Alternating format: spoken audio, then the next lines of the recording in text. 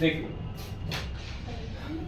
Important topic, और यदि आपने कॉन्ट्रैक्ट एक्ट का सेक्शन फर्स्ट से लेकर 6, 7, 8, 9, 10 तक समझा है तो टॉपिक आपके लिए इजी है। क्या हमारा टॉपिक है? ये टॉपिक है all whether all contracts are agreement, क्या सभी संविदा करार होते हैं? स्टेटमेंट है ऑल कॉन्ट्रैक्ट्स आर एग्रीमेंट, सभी संविदा करार होते हैं परंतु सभी करार संविदा नहीं होते। All contracts are agreement but all agreements are not contract, discuss, explain, है ना? ऐसा करके आपका मेंस में क्वेश्चन आ सकता है या प्री में भी आ सकता है ऑब्जेक्टिव के रूप में। तो क्या इसका कॉन्सेप्ट है? अब इसको समझने से पहले सबसे पहले एग्रीमेंट की डेफिनेशन आप लिखेंगे, और एग्रीमेंट की डेफिनेशन क्या थी? एग्रीमेंट जब हमने पढ़ा सेक्शन 2E में एग्रीमेंट है, तो agreement means promise, set of promises forming consideration for each other, है ना? मतलब कोई वचन या वचनों का संबंध जो एक दूसरे के लिए प्रतिफल। जैसे मैं एग्जांपल से समझाए, सपोज करो मैंने अभी को कहा कि मैं तुम्हें अपनी बुक दे दूंगा, तो उन्होंने कहा ठीक है मैं आपको 10 रुपए दे दूंगा। मैंने कहा मैं आपको बुक देता हूं, बदले में उन्होंने कहा ठीक है मैं आपको 10 रुपए दूंगा। तो अब मुझे क्या मिल रहा है और इन्हें क्या मिल रहा है? यहाँ पर जो प्रतिफल है वो क्या है? यहाँ पर इन्होंने वचन क्या किया और मैंने क्या वचन किया? तो मैंने इनको वचन दिया मैं तुम्हें किताब दूंगा, बुक दूंगा, इन्होंने मुझे वचन दिया आपको 10 रुपए दूंगा। तो प्रतिफल क्या है हम दोनों के लिए? पैसे और बुक है। तो ये क्या क्रिएट कर रहा है? एग्रीमेंट हो गया, ठीक है? ये एग्रीमेंट हो गया। यदि हम समझें इस स्टेटमेंट को इसके माध्यम से, क्योंकि स्टेटमेंट ये कह रहा है कि सभी संविदा होती है वो करार होती है। क्यों होती है? क्योंकि कॉन्ट्रैक्ट तभी बनता है जबकि वो पहले एग्रीमेंट बना हो। कॉन्ट्रैक्ट से पहले की स्टेज, प्राइमरी स्टेज होती है एग्रीमेंट, परंतु हर एक एग्रीमेंट कॉन्ट्रैक्ट नहीं बन पाता। जैसे एक एग्रीमेंट, तो इसमें से कुछ तो आपका बन गया, कॉन्ट्रैक्ट का रूप ले लिया और ये कॉन्ट्रैक्ट बन गया, और कुछ कॉन्ट्रैक्ट नहीं बन पाया, नॉट कॉन्ट्रैक्ट, पर पूरा तो एग्रीमेंट है ही है क्योंकि एग्रीमेंट से निकला है। तो इसी प्रकार से हम इसको समझें, सपोज करें पूरा एग्रीमेंट है आपका, ये पूरा एग्रीमेंट है। एक मिनट,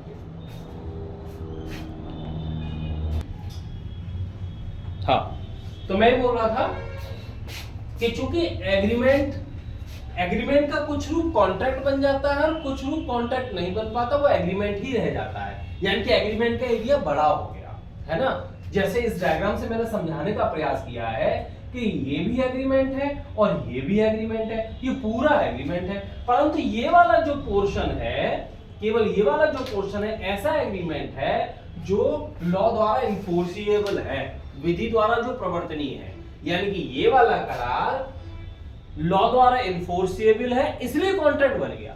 यानी कि ये एग्रीमेंट से बना कॉन्ट्रैक्ट, तो जितने भी कॉन्ट्रैक्ट होंगे वो तो एग्रीमेंट होंगे, क्योंकि ये वाला एग्रीमेंट जो इन्फोर्सिएबल बाय लॉ है, विधि द्वारा जो प्रवर्तनीय है, वो बन गया संविदा। संविदा किससे बना? एग्रीमेंट से बना। इसका मतलब जितने भी संविदा है वो तो करार होंगे, है ना? परंतु कुछ ऐसे भी करार हैं जो इन्फोर्सिएबल बाय लॉ नहीं है, नॉट इन्फोर्सिएबल बाय लॉ है। इसका मतलब वो एग्रीमेंट ही रह गए, कॉन्ट्रैक्ट नहीं बन पाए, तो उनको हम बोल रहे हैं वॉइड एग्रीमेंट। ऐसा भी हो सकता है कि कोई ऐसा एग्रीमेंट है जो इन्फोर्सिएबल है at the option of one party not other, तो वो क्या हो जाएंगे? Voidable contract. तो इस तरीके से ये सारे कहीं ना कहीं निकले एग्रीमेंट से। तो इसलिए कि स्टेटमेंट की डायग्राम से मैंने डिफरेंशिएट करने का प्रयास किया कि सभी संविदा करार होते हैं परंतु सभी करार संविदा नहीं होते, क्योंकि कुछ करार संविदा नहीं बन पाते हैं क्योंकि वो विधि द्वारा प्रवर्तनीय नहीं होते। तो इसके बाद हम एक एक करके समझते हैं, इस एक स्टेटमेंट को लेते हैं फिर दूसरे स्टेटमेंट को। तो पहला स्टेटमेंट है ऑल कॉन्ट्रैक्ट्स आर एग्रीमेंट, सभी संविदा करार होते हैं। यानी कि अब संविदा की डेफिनेशन क्या है? कॉन्ट्रैक्ट एक्ट, कॉन्ट्रैक्ट को डिफाइन किया गया है सेक्शन 2H में। तो इस 2H के अनुसार अब कॉन्ट्रैक्ट, कोई कॉन्ट्रैक्ट ऐसा होता है, कॉन्ट्रैक्ट की डेफिनेशन 2H में क्या पढ़ी है? N agreement which is enforceable by law, कोई विधि द्वारा प्रवर्तनीय करार ही संविदा है। संविदा क्या होती है 2H के अनुसार?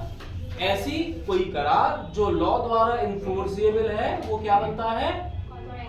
कॉन्ट्रैक्ट। लॉ द्वारा an agreement which is enforceable by law is a contract. विधि द्वारा प्रवर्तनीय करार संविदा होता है। ठीक है। 2H।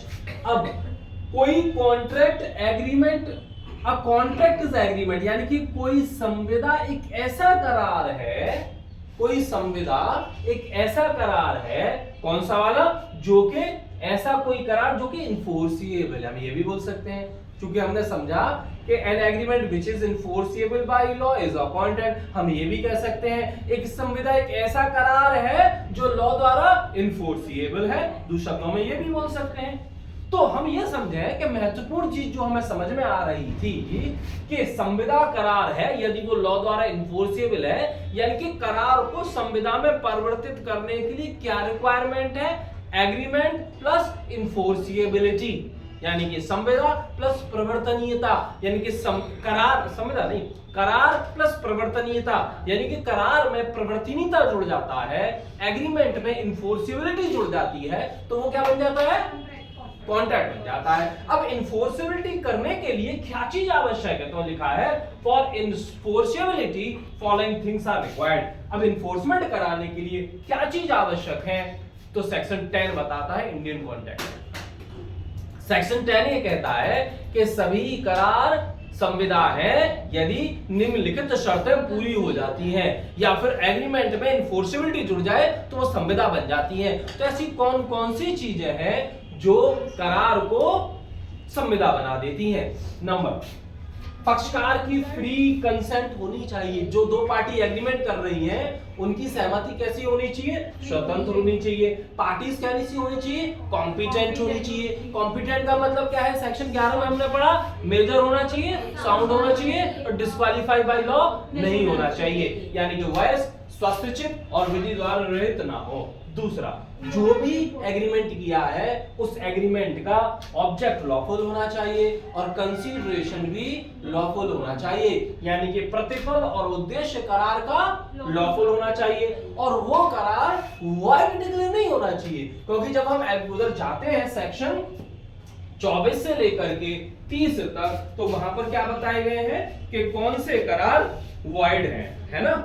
सेक्शन 24 से लेकर 30 तक वो सारी चीजें बताई गई हैं जो बताते हैं कि वो करार शून्य है। ओके, अब इनको जैसे फ्री कंसेंट के संदर्भ में हम बात करें तो फ्री कंसेंट का सेक्शन है 14, 13 कंसेंट है, 14 फ्री कंसेंट है।